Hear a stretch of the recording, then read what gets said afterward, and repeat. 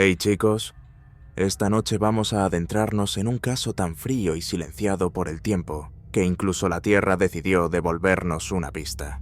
Imagina esto un bosque húmedo, en el norte de España, donde la niebla se arrastra por el suelo como si quisiera ocultar algo. 7 mujeres todas religiosas, todas jóvenes, todas llenas de fe subieron a un autobús en 1994 y nunca llegaron a su destino. El motor del vehículo fue hallado aún caliente, las puertas abiertas, una cruz de madera astillada caída sobre el asiento del conductor. Ni sangre, ni gritos, solo el bosque y su eterno silencio. Así que, antes de ponerte cómodo, tómate un momento para darle like al video y suscribirte, pero solo si realmente disfrutas lo que hago aquí. Dime en los comentarios desde dónde y a qué hora me estás escuchando. Ahora, baja las luces. Tal vez enciende un ventilador para ese suave zumbido de fondo. Y vamos a deslizarnos juntos hacia el viaje de esta noche. El día 15 de septiembre de 1994 comenzó con un cielo sin nubes sobre los Pirineos occidentales. El sol apenas rozaba la piedra húmeda de las montañas cuando el autobús del convento Santa Esperanza tomó la curva final antes del desvío forestal. Dentro, el ambiente era ligero, casi festivo. Las hermanas rezaban en voz baja, entre murmullos que se deshacían entre el eco de los árboles. Clara Márquez, la mayor del grupo con 32 años, miraba por la ventana con el ceño fruncido. Aunque el viaje era una peregrinación anual, algo en el aire se sentía mal. Tal vez era la forma en que el conductor, un hombre contratado solo para ese trayecto, no respondía a las bromas, ni hablaba.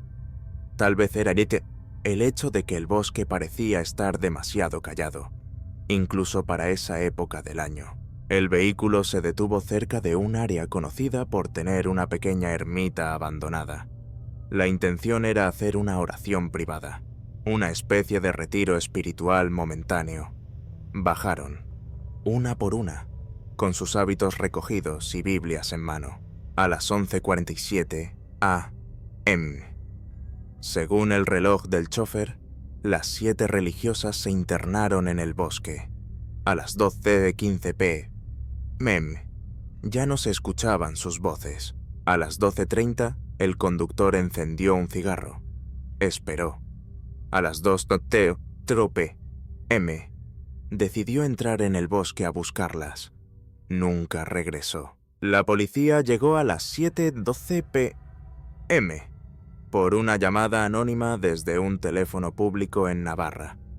Lo único que encontraron fue el autobús con las puertas abiertas, el cigarro del conductor aún a medio consumir, y una Biblia abierta en el asiento trasero con una página arrancada, Isaías 21:12. El centinela responde: la mañana viene, y también la noche. Si queréis preguntar, preguntad, volved, venid otra vez. Los perros de rastreo no captaron olor. Los helicópteros térmicos no detectaron cuerpos. No había pisadas. No había señales de lucha. Solo los árboles, inmóviles. Solo el aire, pesado como plomo. La investigación fue corta, burocrática.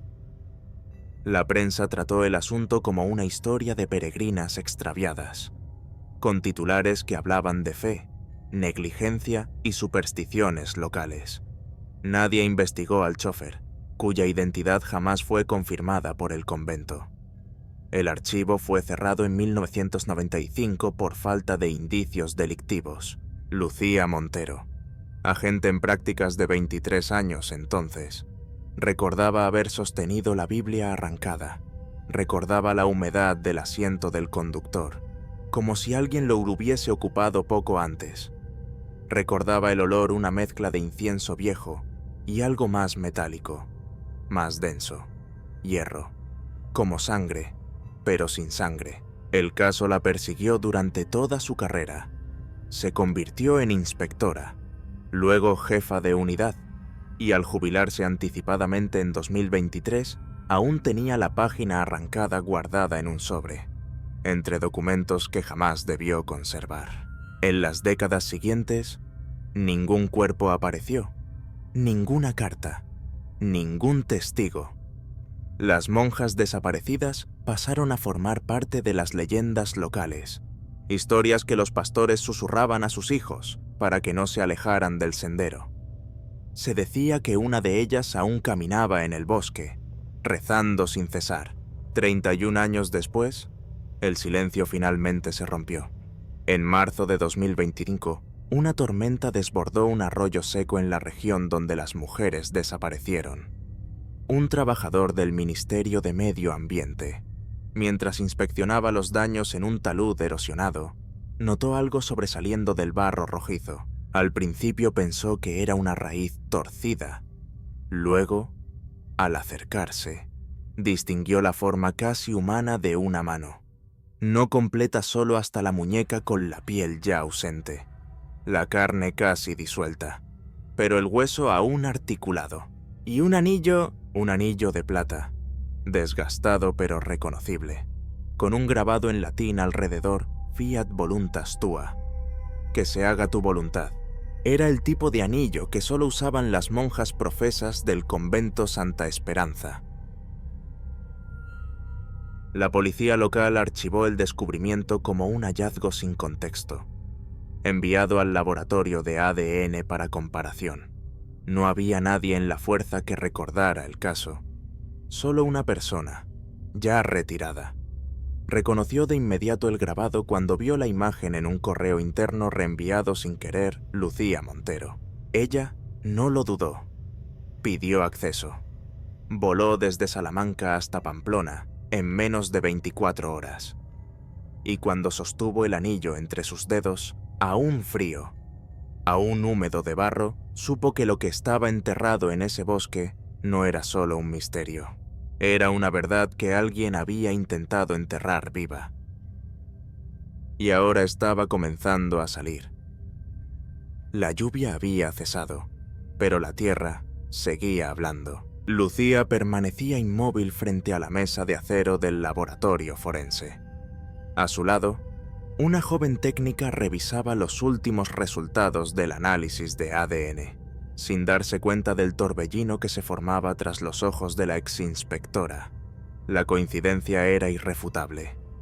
El material genético pertenecía a Clara Márquez, la líder del grupo de religiosas desaparecidas en 1994. El archivo dental, cruzado con los restos óseos del metacarpo, confirmó la identidad. 31 años en la oscuridad, 31 años bajo tierra, y aún así, el anillo había sobrevivido. Como si alguien o algo hubiese querido que finalmente fuera encontrado. Lucía volvió al bosque, no como policía, no como ciudadana, como mujer, como testigo. Era marzo, pero el aire olía a noviembre.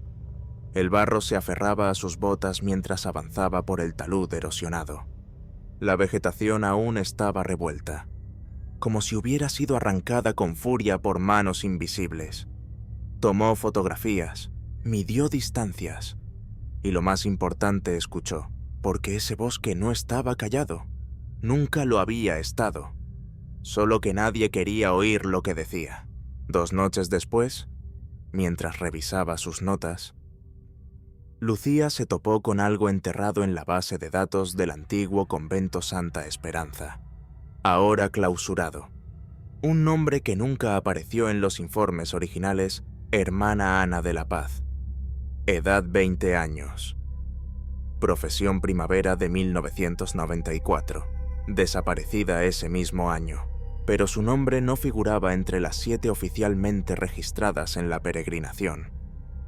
¿Por qué? ¿Por qué una religiosa profesada poco antes del viaje no fue incluida? ¿Fue un error o una omisión deliberada?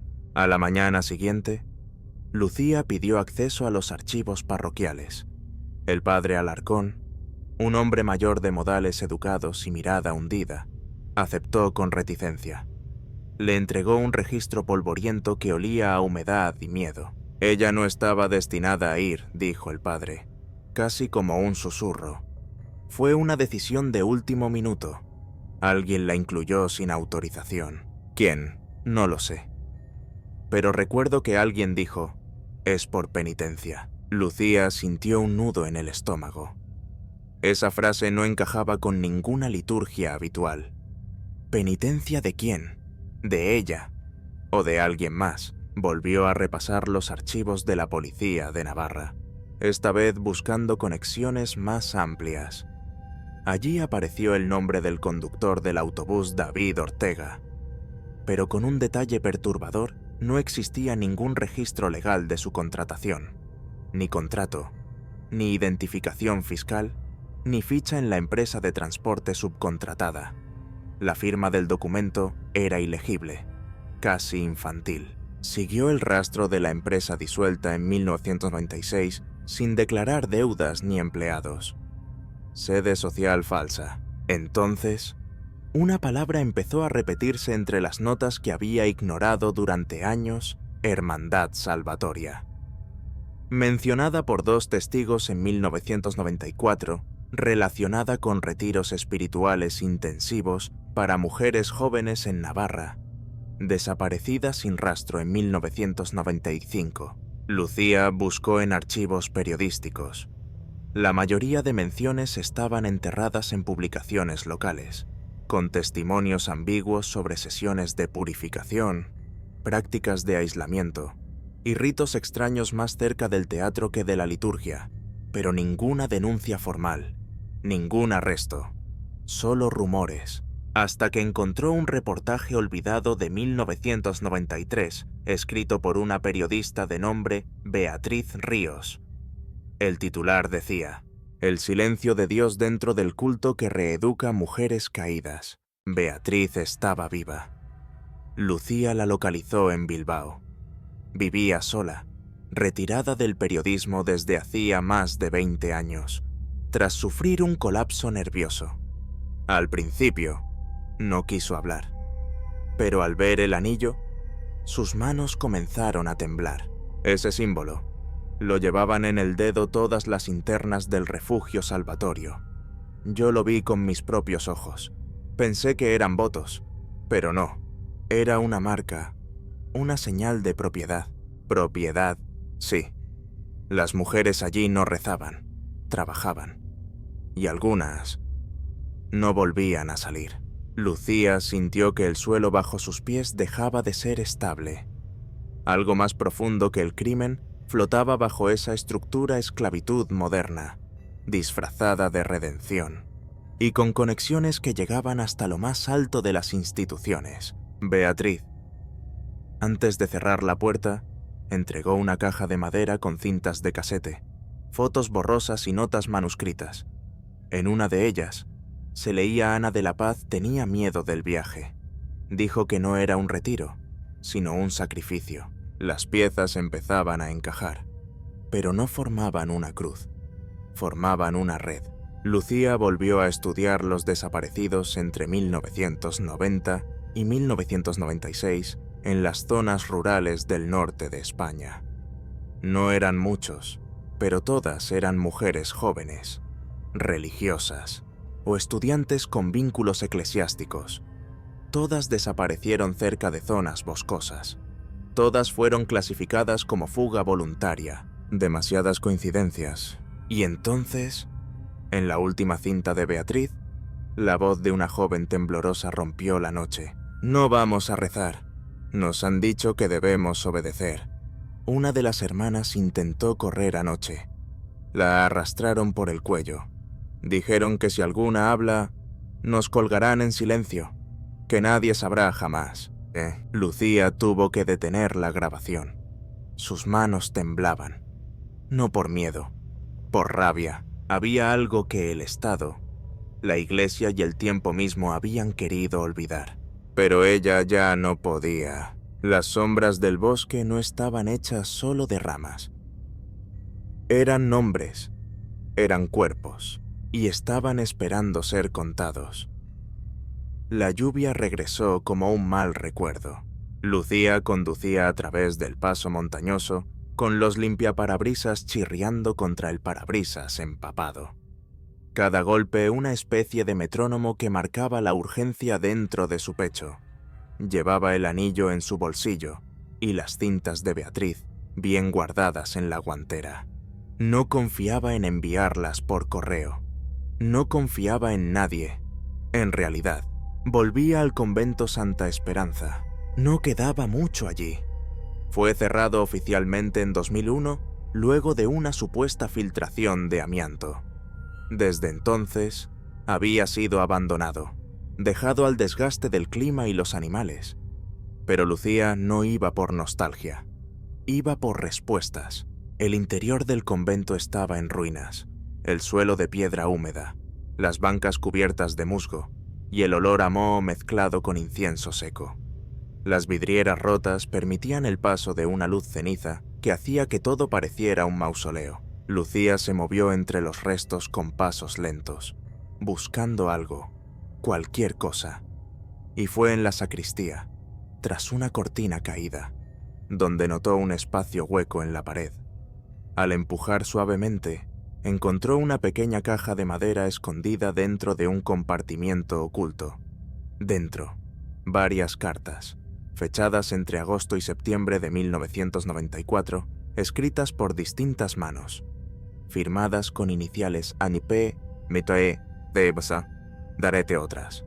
Cartas desesperadas. Cartas que nunca fueron enviadas. Nos han dicho que el retiro se extenderá, que no debemos decir nada. Ana no duerme. Cree que esto no es un castigo de Dios, sino de hombres.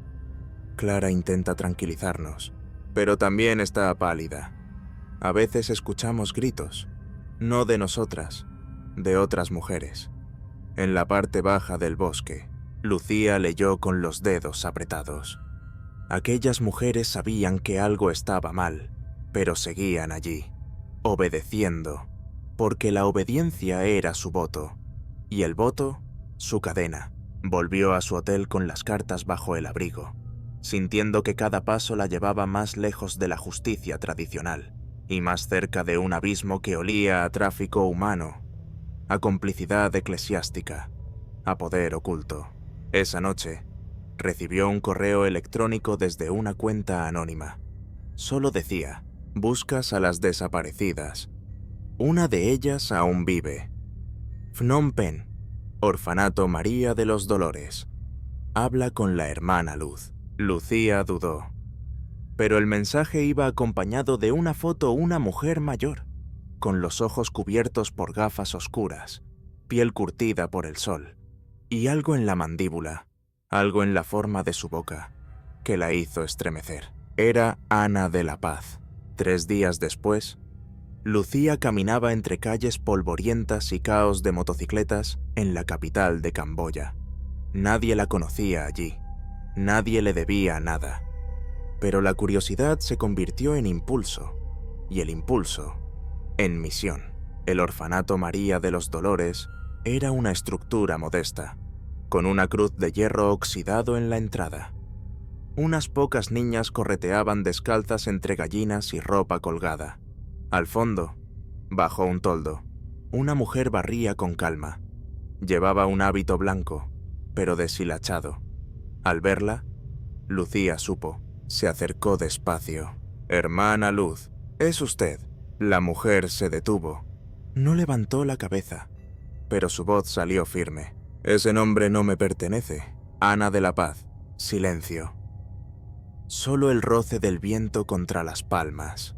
Luego, ella levantó la cara y se quitó las gafas. Ojos gris claro, una cicatriz delgada en la sien y una tristeza acumulada por décadas. Pensé que nadie volvería a buscarme. Lucía no lloró, pero algo en su garganta se rompió. Ana la invitó a pasar a una sala pequeña con una imagen de la Virgen colgando torcidamente.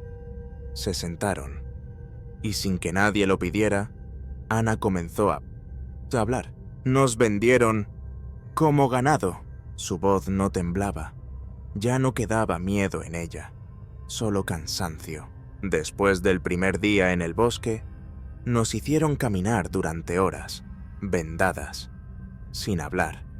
Nos metieron en una furgoneta sin ventanas. El conductor hablaba en francés. Clara intentó pelear. La golpearon. Nos dividieron en grupos. Nunca volví a verlas. Lucía se aferró al cuaderno donde tomaba notas, pero sus dedos ya no podían seguir el ritmo de lo que escuchaba. Me llevaron a Marsella, luego a Estambul, luego a Tailandia. Cada lugar. Un nombre nuevo, un acento nuevo, una máscara nueva. Trabajé en fábricas, luego en clubes. Un hombre me marcó con fuego en la espalda. Un sacerdote me liberó años después. Dijo que yo no era una pecadora, sino una víctima. Pero yo ya no era nada. Lucía cerró los ojos. Era demasiado. ¿Por qué nadie denunció por qué la iglesia? Porque ellos sabían. Porque algunos lo organizaban. El silencio fue denso. ¿Qué? ¿Cómo sabías que te buscábamos? No lo sabía. Solo rezaba que alguien, algún día, escuchara. Lucía sacó el anillo. El mismo que encontraron en Navarra. Ana lo miró y dijo, con una lágrima aislada, Clara nunca se lo quitaba. Jamás. Si ese anillo fue hallado, entonces Clara está muerta. Antes de irse, Ana entregó una libreta, vieja, escrita con trozos de carbón y lápiz labial. Testimonios de otras mujeres que compartieron con ella los refugios. Nombres, fechas, algunos lugares, algunos hombres. Lucía sabía que acababa de recibir un arma. Un documento que podía cambiar todo. Pero también entendía que cada nombre allí significaba una vida rota. Un alma desplazada. Una historia sin voz. Y ya no podía mirar hacia otro lado. Las paredes comenzaron a crujir, aunque aún no caían. Lucía voló de regreso a la España con la libreta apretada contra su pecho durante todo el trayecto, como si se tratara de un corazón aún latiendo. Cada página era un golpe seco, una revelación más. Mujeres vendidas bajo rituales, redes que conectaban conventos con burdeles, santuarios con fábricas textiles, todo disfrazado de fe, todo bendecido con silencio. Al llegar, fue directo a casa de Beatriz Ríos, la periodista retirada. Necesitaba más nombres, más fechas, más conexiones. Beatriz escuchó la historia de Ana sin pestañear. Luego encendió un cigarrillo con manos temblorosas. En los 90, intenté denunciar algo similar, pero todo desapareció. Las grabaciones, los informes, incluso mi editor. Me dijeron que estaba imaginando cosas, que mi obsesión era peligrosa, hasta que una noche me siguieron a casa. Dejé el periodismo al día siguiente. Lucía puso la libreta sobre la mesa. Beatriz la miró como si fuera dinamita. Dios mío. Algunas de estas notas son de chicas que yo entrevisté. ¿Puedes identificar a alguien? Beatriz asintió con lentitud. Pero necesitamos respaldo. Si tú o yo sacamos esto, no llegará a ninguna parte. Tiene que ser más grande. Fue entonces cuando Lucía pensó en alguien que jamás imaginó volver a ver: Martín Herrera, su antiguo jefe en la Policía Nacional. Ahora retirado, pero con contactos suficientes como para sacudir estructuras enteras si quisiera. Martín aceptó recibirla. Su casa, cerca de Toledo, era un fuerte de piedra con vistas al río. La recibió con un café fuerte y una mirada dura. Pensé que habías dejado atrás todo esto. Lucía no sonrió. Esto no me dejó a mí. Le mostró las pruebas. El anillo, las cartas, la libreta. Martín no habló durante largo rato. Solo miraba el fuego en su chimenea, como si ahí estuviera toda la verdad que no se atrevió a enfrentar en el pasado. ¿Qué necesitas de mí? Protección. Acceso. Una operación paralela. No confío en la policía actual, ni en la iglesia. Esto va más allá. Martín asintió lentamente. Tengo un contacto en Interpol, antiguo amigo. Está limpio. Él podría abrir la puerta si traes una prueba real. Lucía sabía qué significaba eso más que nombres escritos a mano. Necesitaba ubicar una locación actual, una de esas casas refugio aún en funcionamiento. Algo que no pudieran negar. Con la ayuda de Beatriz, cruzaron nombres y ubicaciones. 2 coincidencias fuertes, una finca en Aragón y una clínica espiritual en Marsella. Eligieron investigar la finca primero. Por cercanía y jurisdicción, se movieron en coche, sin informar a nadie. Lo que encontraron allí, en un terreno apartado con cercas de más de 2 metros, fue lo que confirmaba sus peores sospechas. Desde la distancia, con prismáticos, vieron mujeres uniformadas recogiendo plantas, cargando baldes, limpiando establos. Ninguna hablaba, todas con la cabeza baja. Un hombre armado patrullaba cerca del portón. La estructura principal era un antiguo convento, reformado como centro de rehabilitación para mujeres desviadas, según un cartel oxidado. Lucía grabó todo: horas de vigilancia, turnos forzados, cadenas de obediencia. Ningún letrero legal, ningún permiso visible, ni una sonrisa. Con esas imágenes, Martín cumplió su parte. Su contacto en Interpol organizó una inspección bajo sospechas de trata de personas. Se hizo de noche. A las 3 de la madrugada, un operativo conjunto irrumpió en la finca. Lo que encontraron dentro era peor de lo que imaginaban. Una veintena de mujeres encerradas en habitaciones sin ventanas, algunas sedadas, otras atadas. En el sótano, documentos falsos, registros escritos en clave y una lista de enviadas a diferentes países. La última tenía fecha del mes anterior, y entre las celdas encontraron una pequeña capilla escondida, con 7 retratos enmarcados, sin nombre, sin fechas, solo rostros. Lucía se paralizó al verlos. Clara, Ana, María, todas estaban allí, como ídolos, como trofeos, como advertencia. Durante los interrogatorios, una de las cuidadoras, ya en prisión, habló. Dijo que las mujeres eran entregadas por colegios, conventos y centros de corrección moral, que algunos llegaban voluntariamente, creyendo que era un retiro, y que una vez adentro, perdían su identidad. ¿Quién dirige esto?, preguntó Lucía. La mujer bajó la mirada. No puedo decirlo. No sabes, o no quieres. No me dejan saberlo. Solo lo llaman el padrino. Nadie lo ha visto. Las órdenes llegan por teléfono, por sobres. Lo único que sé es que no es un hombre solo. Son varios. De traje, de sotana, y uno de uniforme. Esa noche, Lucía se encerró en una habitación de hotel con las fotos, los nombres y la libreta abierta en la cama. El dolor era un líquido espeso que llenaba cada rincón de su cuerpo. ¿Cuántas habían muerto sin nombre? ¿Cuántas vivían aún, sin voz, sin libertad?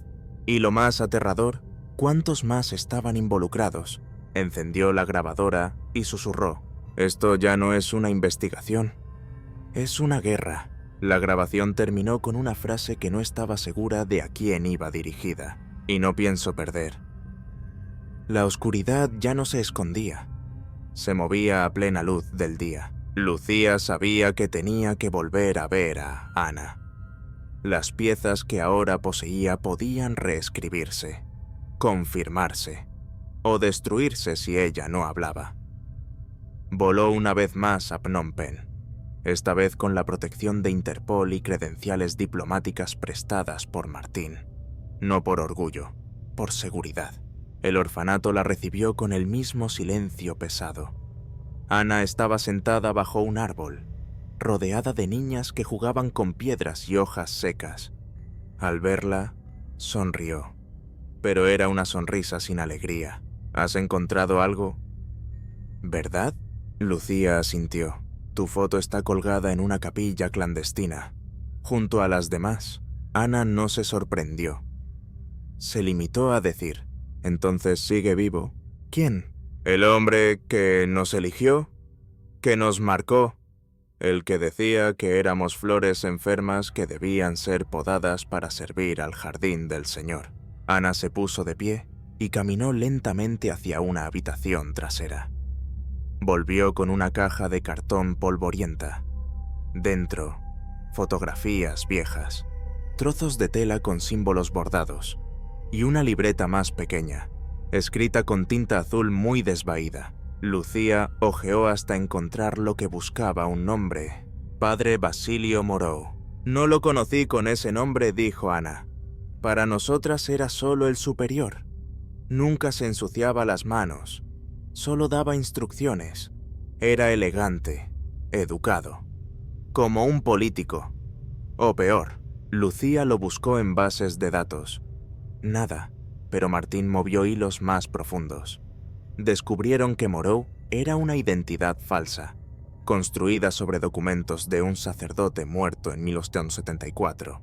El verdadero hombre detrás de ese rostro tenía otros alias: Giovanni Leto, Domingo Bárcenas y más de una decena de pasaportes. Y lo más sorprendente, había sido visto por última vez en la República Dominicana hace apenas 3 meses. Con esa pista, Interpol activó una orden internacional de búsqueda, pero los canales eran lentos, políticos, inseguros. Lucía decidió no esperar. Con ayuda de una ONG local, voló a Santo Domingo. Se hizo pasar por periodista, cargando solo una cámara y una carpeta con fotos. Su objetivo, un complejo turístico de retiro espiritual llamado Jardines de Misericordia, ubicado lejos del centro, en la región montañosa de Constanza, oficialmente dirigido por una fundación católica sin fines de lucro. En la práctica, rodeado de muros altos, vigilancia privada y un flujo constante de mujeres jóvenes entrando y muy pocas saliendo, Lucía se infiltró fingiendo ser voluntaria. Lo que vio en 24 horas fue suficiente: dormitorios masivos sin ventanas, clases de obediencia, días enteros sin comida como castigo por rebeldía espiritual, y una figura que se movía por los pasillos con túnica blanca, anillos dorados, y una voz tan suave que congelaba el aire. No se hacía llamar Basilio. Allí, todos lo conocían como Padre Elías. Lucía tembló al escucharlo hablar en la misa. Dios no necesita tu alegría, solo tu obediencia. Logró grabar imágenes, audios, testimonios, lo suficiente para provocar una redada. Pero antes de marcharse, necesitaba algo más, algo personal. Esperó la noche. Se coló en la oficina privada del Padre Elías. Allí, entre Biblias y ceniceros de cristal, encontró una caja fuerte. No la abrió. No podía. Pero en el escritorio había una carpeta con fotos, Polaroids, 7 mujeres en fila. Una de ellas era Clara, viva, con la cabeza rapada. A su lado, Ana, con una expresión muerta, y en el reverso de cada foto, un número, como inventario. Lucía robó las fotos y salió al amanecer. Fingiendo una emergencia, voló directo a Madrid y se las entregó a Martín. ¿Esto es suficiente? Martín no respondió. Simplemente hizo una llamada. 48 horas después, Jardines de Misericordia fue intervenido por fuerzas especiales. Se liberaron 62 mujeres. 3 murieron durante la operación. Padre Elías, alias Basilio Moreau, logró escapar por un túnel que conectaba con una iglesia abandonada. Dejó atrás su túnica, sus anillos y una carta. La carta decía: las flores siempre crecerán donde haya abono, y los jardineros nunca mueren. Lucía la quemó. El mundo empezó atento a escuchar. Beatriz Ríos publicó una serie de artículos con el material de Lucía. Interpol emitió más de 20 órdenes de captura. La Iglesia, bajo presión internacional, reconoció irregularidades en ciertas órdenes menores, pero no nombres, no castigos, solo disculpas huecas. Ana fue reconocida oficialmente como víctima de trata. Se negó a volver a España. Prefirió quedarse en Camboya, cuidando niñas. Dijo que ya no le debía nada a nadie, solo a ellas. Y Clara seguía desaparecida. Pero ahora, Lucía tenía algo que antes no tenía. Nombres, fechas y enemigos. Una tarde, mientras revisaba documentos con Beatriz, un sobre anónimo llegó a su buzón. Dentro, solo una cosa, una llave oxidada y una nota escrita con letra temblorosa: Santa Esperanza, sótano, segundo muro. Lucía y Beatriz se miraron sin hablar. La llave pesaba más que el plomo. El eco en los pasillos del convento parecía más profundo esa noche. Lucía y Beatriz regresaron a Santa Esperanza bajo la lluvia, con la llave envuelta en trapo y los corazones empapados de ansiedad. No le avisaron a nadie. No llamaron a la policía. Esto era personal. No solo por justicia, por memoria. El edificio se había podrido más desde la última visita. El aire era denso, cargado de humedad y abandono. Avanzaron con linternas por corredores que parecían cerrarse tras ellas. Todo crujía, todo murmuraba. La puerta al sótano estaba exactamente donde la recordaba, detrás del altar lateral, semioculta por escombros. Insertaron la llave. Giró con dificultad, como si la cerradura también hubiera envejecido con dolor.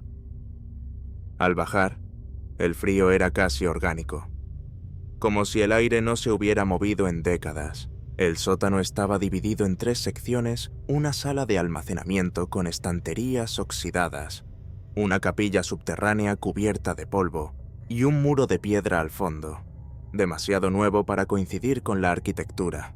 Segundo muro, susurró Beatriz, señalando. Lucía golpeó con una palanca. La piedra sonó hueca. Golpeó otra vez y otra. Finalmente, una losa cayó, revelando un espacio estrecho detrás. Entraron a gatas, y allí lo vieron: una habitación oculta, sin puertas, sin ventanas, con una sola lámpara oxidada colgando del techo. En el centro, 7 sillas de madera, cada una con correas podridas, oxidadas. En la pared, símbolos religiosos pintados a mano, distorsionados, como si alguien los hubiera copiado sin entender. Y sobre una mesa pequeña, 7 cajas de cartón, una por cada mujer. Dentro de cada caja, una prenda, una carta y un videocasete. Lucía se arrodilló. Abrió la caja con las iniciales C.M., un pañuelo bordado, un rosario y una cinta etiquetada Clara, día 5. No lo vieron ahí. Lo llevaron al hotel. Lo digitalizaron. La imagen temblorosa mostraba una sala parecida. Clara sentada, encadenada a la silla. Ojos abiertos, cansados, la cámara fija. Una voz masculina en off. ¿Amas a Dios? Clara respondió con un susurro. Amo la verdad. Entonces confiesa. Silencio. Confiesa. No tengo nada que confesar. Todas mienten. Todas son débiles. Todas serán purificadas. La grabación se cortó. Beatriz rompió a llorar. Lucía se quedó inmóvil. Había más cintas, una por cada nombre, una tortura documentada, un ritual de destrucción, convertir mujeres en sombras, fe en silencio, votos en cadenas. La evidencia fue presentada ante el juez Garzón, especialista en delitos de lesa humanidad. Él mismo reconoció que no se trataba de una secta común, sino de una red internacional con base religiosa, cobertura legal y financiación opaca. El caso fue reclasificado como crimen transnacional, pero no todos celebraron. Una noche, al volver a casa, Lucía encontró su buzón forzado. Dentro, una nota. Basta, o Clara será la siguiente en desaparecer. Esta vez, sin cuerpo.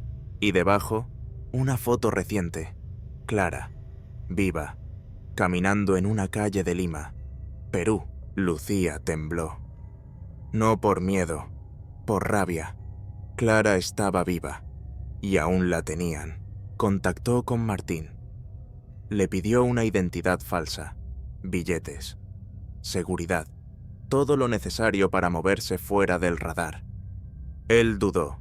Esto no es una operación oficial. Lucía, ya no somos policía. Entonces mejor, no tengo que pedir permiso para romper puertas. Beatriz se negó a quedarse atrás. Ella también voló. Llegaron a Lima y comenzaron a buscar. Se disfrazaron de turistas. Se movieron entre iglesias, hospicios, casas de retiro. Cada paso un laberinto, cada respuesta una evasiva. Finalmente, un contacto local de la Organización de Derechos Humanos reconoció el rostro de Clara. Dijo que había sido vista en un centro de meditación católica en las afueras de Huacho. Llegaron de noche. Entraron fingiendo ser peregrinas. El lugar era demasiado limpio, demasiado controlado. Clara no estaba con las demás. Un joven voluntario, sin saberlo, les dio la pista. La hermana del silencio solo sale para orar al amanecer. Lucía no durmió. Esperó el amanecer, y entonces, entre la niebla, la vio. Caminaba con la cabeza cubierta. Pero el gesto, la postura, era ella. Clara. Lucía se acercó con cautela. Clara, soy yo. Lucía. Clara la miró. Hubo un destello de reconocimiento, pero sus labios no se movieron. Clara, ¿me reconoces?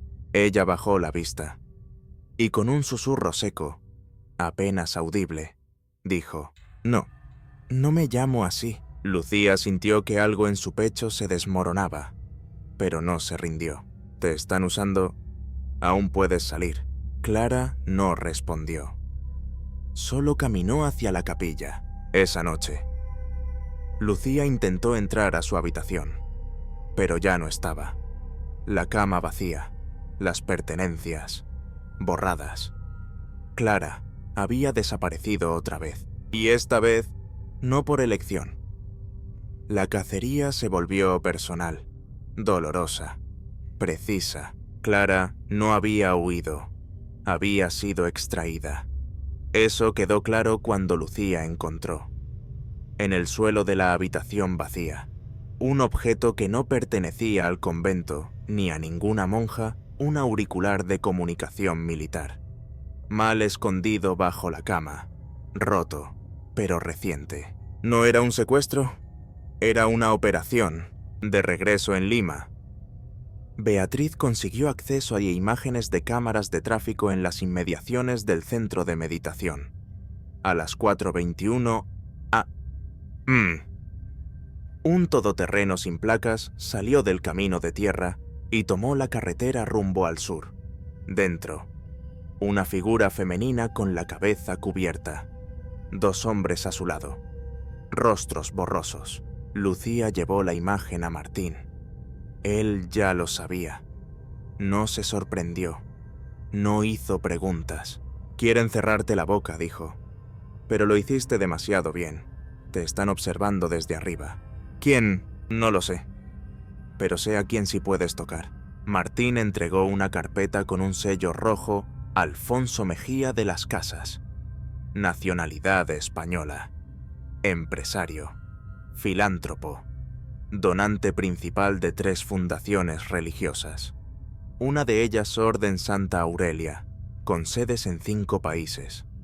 El vínculo Mejía había viajado a Perú una semana antes, con pasaporte diplomático, y había salido el mismo día que Clara desapareció, rumbo a Panamá. Lucía lo entendió de inmediato. Clara no era solo una víctima, era una ficha de cambio, un símbolo vivo, una reliquia, y quien la poseyera, poseía también el secreto. Siguieron la pista hasta la ciudad de Panamá. Una ciudad hostil, húmeda, corrupta.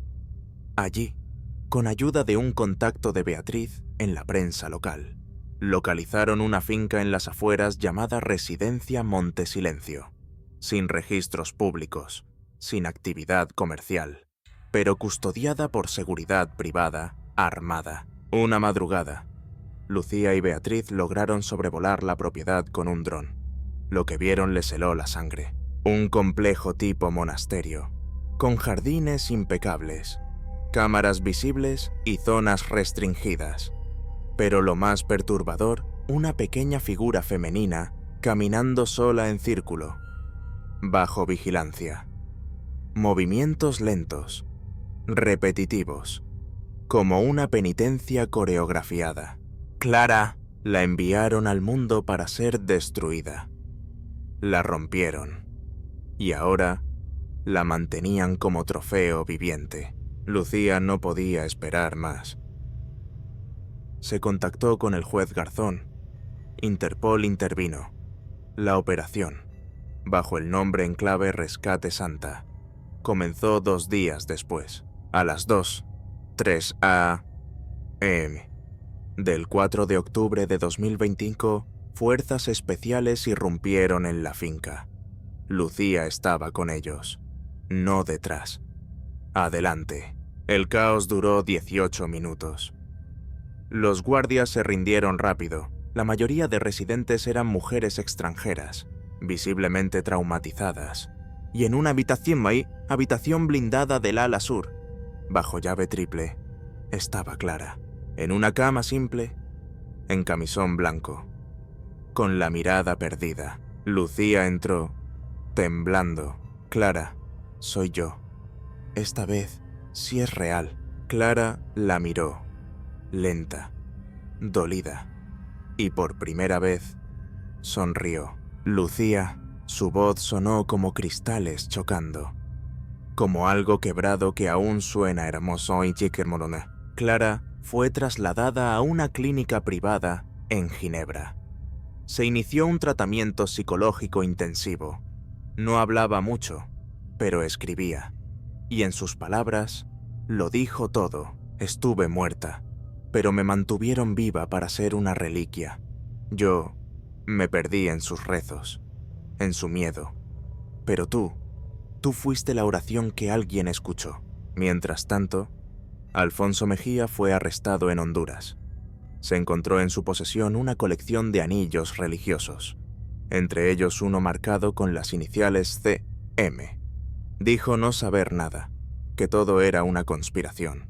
Las autoridades encontraron en sus cuentas rastros de pagos a fundaciones ficticias, transferencias hacia paraísos fiscales y conexiones directas con órdenes religiosas de fachada. Fue condenado a 45 años de prisión por tráfico de personas, tortura, abuso de poder e instigación a crímenes de lesa humanidad.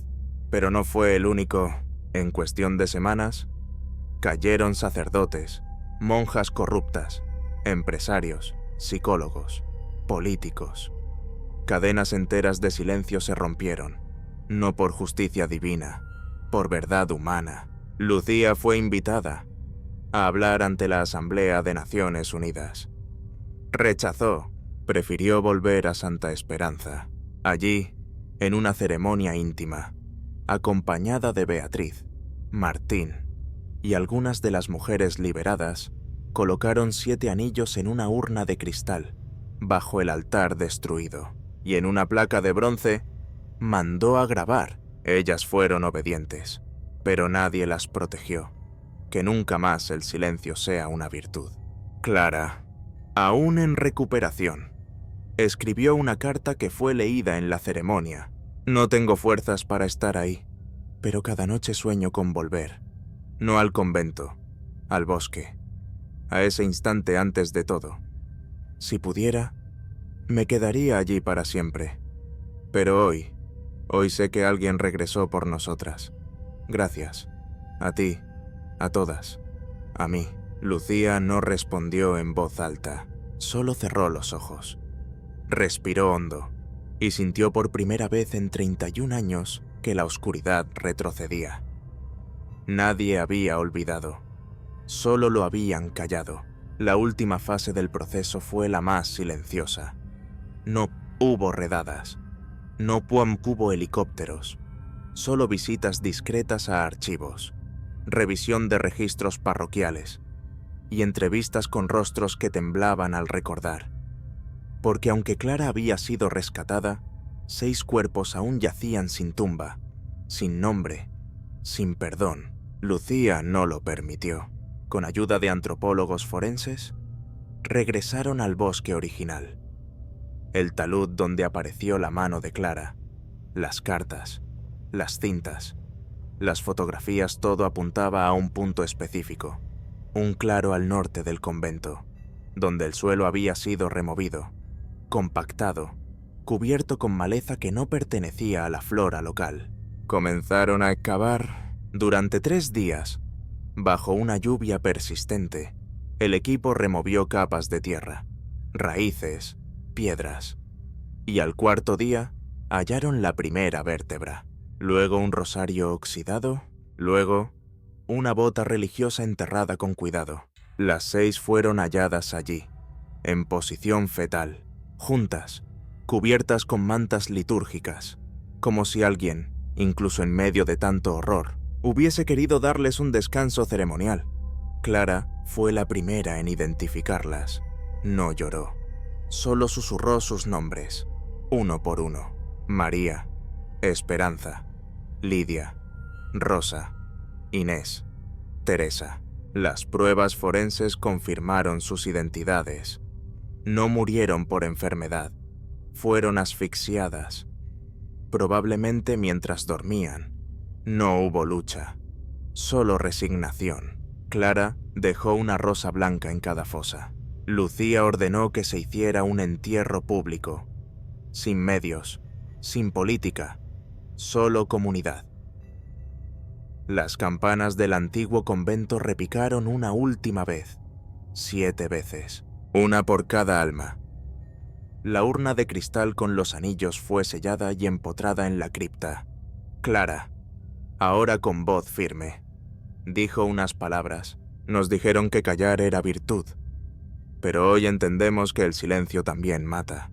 Las mujeres liberadas de las otras casas refugio enviaron cartas, flores, oraciones.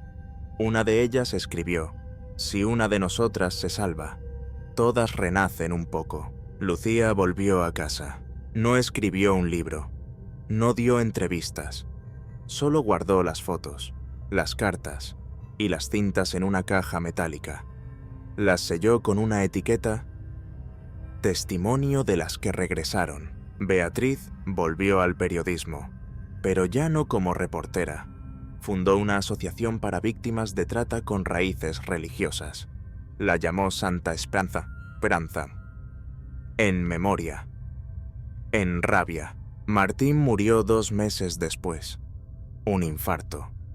En su escritorio se encontró una nota dirigida a Lucía. Gracias por terminar lo que nunca tuve el valor de empezar. Clara nunca volvió al convento. Se mudó a Galicia, plantó un jardín, enseñaba a leer a mujeres migrantes y cada tarde rezaba en silencio. No a un Dios lejano, sino a las 6 que no regresaron. Ellas fueron mi fe, decía. Yo solo fui el eco. Lucía siguió caminando por el mundo. No volvió a la policía. No necesitaba placa. Su trabajo no era castigar, era recordar. Y recordar. Ahora lo sabía.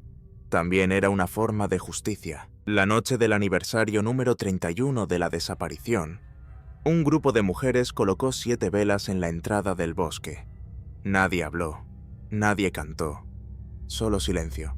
Pero esta vez, un silencio elegido, y en el tronco de un árbol, grabado con una navaja vieja, alguien había escrito: volvimos, ya no nos callamos.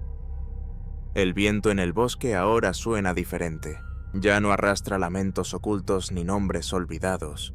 Suena a respiración tranquila, a pasos suaves, a un ciclo que, por fin, se cerró. Si has llegado hasta aquí, respira. Deja que esta historia te atraviese, pero no te derrumbe, porque lo que acabas de escuchar no es solo una tragedia, es una advertencia. El mal no siempre se oculta entre sombras. A veces viste sotana, habla con voz suave y reza con las manos limpias, pero sus actos dejan cicatrices que duran generaciones. Lucía no era una heroína, era una mujer cansada, pero su cansancio no le ganó, lo transformó en decisión. Y eso fue lo que la diferenció de los que miraron hacia otro lado. Clara no era una santa, era una sobreviviente. Y sobrevivir, en este contexto, fue una forma de resistencia silenciosa. Cada mujer de esta historia representa a miles que nunca tendrán voz. Y al contarlas, tú también te conviertes en testigo. Así que cuando apagues esta historia, no la entierres. Llévala contigo, en la memoria, en el juicio, en la compasión. Porque a veces, todo lo que una persona necesita es que alguien regrese por ella. Buenas noches y dulces sueños.